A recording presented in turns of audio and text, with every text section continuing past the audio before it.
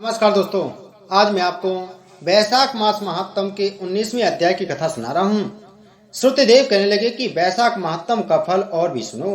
पांचाल देश के राजा भूरियश का पुत्र पुरुयश नाम वाला अत्यंत पुण्यात्मा तथा बुद्धिमान था। पिता के मरने पर वह राजा बना।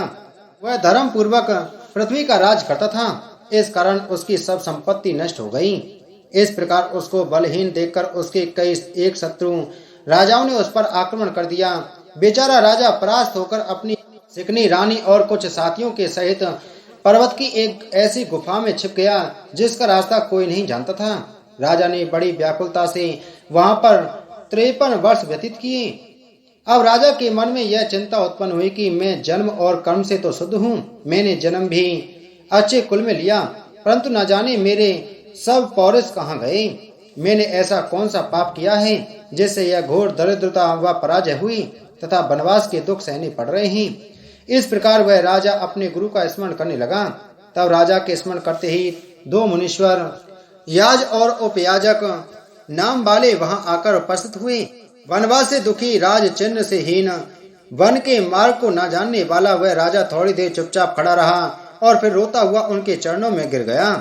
तब दोनों मुनियों ने पकड़कर राजा को उठाया। इसके पश्चात राजा ने वन के पुष्पों से विधिवत उनका पूजन किया।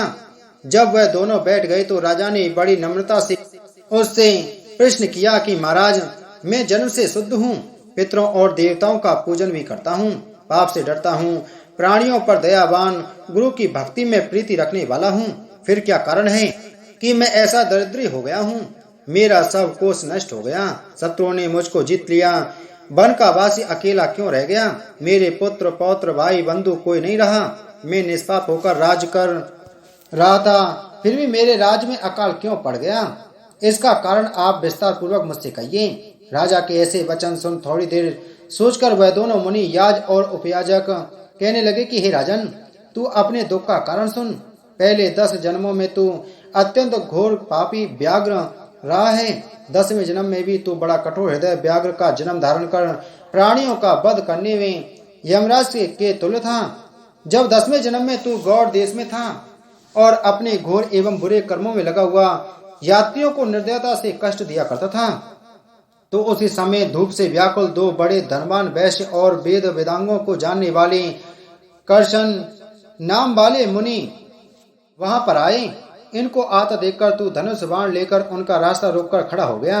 फिर उनमें से एक वैश्य को मारकर तूने सब धन छीन लिया। जब तू दूसरे को मारने लगा तो वह समस्त द्रव्य वहीं घास फूस में फेंक कर डर के मारे भाग गया। तब कर्षण मुनि व्याघ्र के हाथ से मारे जाने के भय से व्याकुल मूर्छा खाकर पृथ्वी पर गिरे हुए ऋषि से पूछा कि वैश्य ने धन कहाँ छिपाया है। फिर एक गड्ढे के पानी से उसके हाथ मुंह धोए और उनको मूर्छा न आ जाए इस कारण उन पर पंखी से हवा करने लगा और मुनि से कहा कि जब तक मैं इस वन में सशस्त्र हूँ तब तक तुमको किसी बात का भय नहीं। निर्धन मनुष्य सदा सुखी रहते हैं तथा तुम्हारे फटे हुए वस्त्र और टूटे बर्तनों को लेकर भी क्या करूंगा? तुम केवल यही बताओ कि उस वैश्य ने धन को कहाँ छिपाया है। यदि ठीक नहीं बताओगे तो तुम्हें मार डालूंगा। कर्षण बोले कि वैश्य धन को इन वृक्षों में फेंक गया है और स्वयं इधर भाग गया है। व्याघ्र ने ऋषि से कहा कि तुम निडर होकर सुख पूर्वक यहाँ से चले जाओ। यहाँ से थोड़ी दूर पक्के तालाब में निर्मल जल है, वहां पर जल पीकर और अपनी थकान दूर कर अपने स्थान को चले जाओ। अभी राजा के कर्मचारी वैश्य का रुदन सुनकर तथा पापों में खोज देखते हुए इधर आएंगे, इसलिए मैं तुम्हारे साथ नहीं चल सकता। यह पंखा ले जाओ, इसकी हवा से कुछ गर्मी कम हो जाएगी। इस प्रकार वह पंखा लेकर गहन वन में चली गई। यद्यपि तुमने कार्यवश उसकी सेवा की थी, परंतु वैशाख मास की प्रचंड धूप में तुम्हारे द्वारा की गई इस सेवा के परिणाम स्वरूप तेरा जन्म विशाल राजवंश में हुआ। यदि तेरी इच्छा अब सुखी राज्य, धन, धान्य, लक्ष्मी, स्वर्ग या साहित्य मुक्ति पाने की है तो वैशाखोक्त धर्म को करो, तुमको संपूर्ण सुख प्राप्त हो जाएंगे। इस मास का नाम माधव मास है। इस दिन तू तत्काल ब्याही गौ ब्राह्मण को दे, इससे तेरे कोष भर जाएंगे। छत्री के दान से तुझको राज्य की प्राप्ति होगी। विधिवत स्नान कर माधव भगवान की पूजा कर।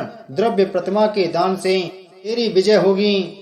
यदि तेरी इच्छा अपने समान पुत्रों की है तो तू सब प्राणियों के हित के लिए प्याऊ लगवा। हे राजन, इंद्र वैशाखोक्त तो सब धर्मों के करने से समस्त लोग तेरे बस में हो जाएंगे। इतना कह दोनों कुल पुरोहित, याज और उपयाजक अपने अपने घर को चले गए। तब महापराक्रमी राजा कुल पुरोहित के कथा अनुसार वैशाखोक्त धर्म और भगवान की पूजा करने लगा, जिसके प्रभाव से राजा ने अपनी बची हुई सेना को लेकर पांचाल नगरी में प्रवेश किया। इस प्रकार राजा पुरुयश ने अपना खोया हुआ सारा राज्य पुनः प्राप्त कर लिया। वैशाख मास महात्म 19वां अध्याय संपूर्ण। बोलो वैशाख मास महात्म की जय। बोलो विष्णु भगवान की जय।